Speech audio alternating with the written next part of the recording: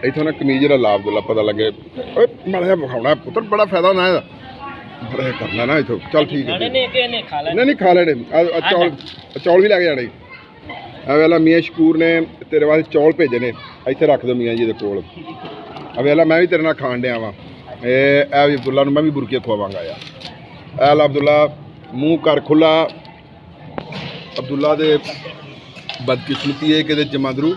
बस भी नहीं है क्योंकि अब्दुल्ला जी है ना तो फिर भी जिंदगी खुश है ना जिंदा रह खा चौल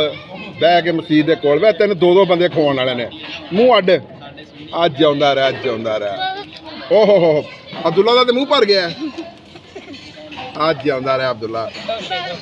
बस तेरी यार लगता भी जो टिड्डी छोटी है ना अच्छा गल तो कर यार और पानी पियाइए लै भी अब्दुल्ला पानी पी गया ये चौलों नूं पुत्र पानी की बड़ी लोड़ होंदी है